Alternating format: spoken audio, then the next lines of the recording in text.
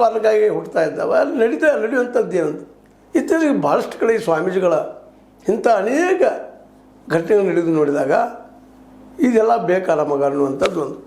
ಯಾಕಂದ್ರೆ ಆ ಎರಡೂ ಪೀಠಗಳ ಮೇಲೆ ಒಂದು ಪೀಠದಂತೆ ಈ ಹಿಂದೆ ನಿಮಗೆ ಗೊತ್ತದ ಜಯ ಮೃತ್ಯುಂಜಯ ಸ್ವಾಮಿಗಳು ಕೋಟ ಸಂಗಮ, ಇದನ್ನು ವಿಶೇಷವಾಗಿ BJP ಪರ ಅನ್ನುವಂಥ ಜನ, ಇದರೊಳಗೆ BJPಗೆ ಇರೋದಿಲ್ಲ ಅಂತಲ್ಲ, ಅದ್ರ ನಾಯಕರು ತಮಗೆ ಹೆಂಗೆ ಬೇಕಂಗೆ ಉಪಯೋಗ ಮಾಡಿಕೊಂಡ್ರು, ದುರುಪಯೋಗ ಮಾಡಿಕೊಂಡ್ರು, ಸದುಪಯೋಗ ಮಾಡಿಕೊಂಡ್ರು.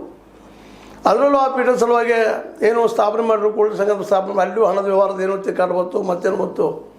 ವಿಜಯಾನಂದ ಕಾಶ್ಯಪ್ನವ್ರು ಒಂದು ಮಾತಾಡಿದ್ರೆ, ನಮ್ಮ ಯತ್ನಾಳ್ ಇನ್ನೊಂದು ಮಾತಾಡಿದರು.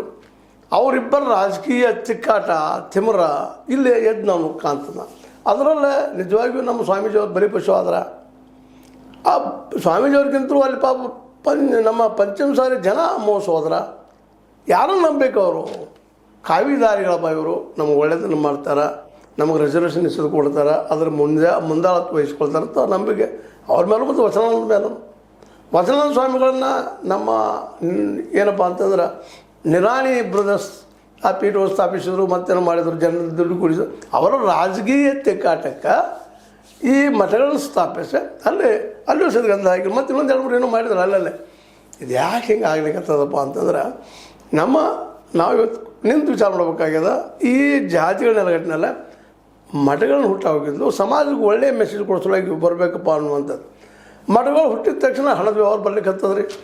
ಹಣದ ವ್ಯವಹಾರ ಬಂದ ತಕ್ಷಣ ಶುರುವಾಯಿತು, ಒಂದು ಹೋಗಿ ಮತ್ತೊಂದು. ಮತ್ತು ಸರಳವಾಗಿ ಸ್ವಾಮೀಜಿಗಳ ಮೇಲೆ ಆರೋಪ ಮಾಡುವಂಥದ್ದು ಏನಪ್ಪ ಅಂದರೆ ಯಾವುದೋ ಏನೋ ಮೇಲೆ ಸುಮ್ಮನೆ ಮಾತಾಡಿ ಹೋದ್ರು ಸಹಿತ ಏನೋದಪ್ಪ ಧಾರ್ಮಿಕ ಕಾಲ ಅಂತ ಆರೋಪ ಮಾಡ್ತಾ ಇರ್ತಾರೆ ನಮ್ಮಂಥವ್ರು. ಅದು ಪ್ರೂವ್ ಮಾಡಲಿಕ್ಕೂ ಸಾಧ್ಯ ಇಲ್ಲ, ಅದು ಖರೆ ಇರ್ತದೋ ಸುಳ್ಳು ಇರ್ತದೋ ಗೊತ್ತಾಗೋದಿಲ್ಲ. ಆದರೆ ಮಾತಾಡುವ ನಾಲಿಗೆಗಳು ಏನೇನೋ ಹಬ್ಬಿಸ್ತಾ ಹೋಗಿಬಿಡ್ತಾವೆ.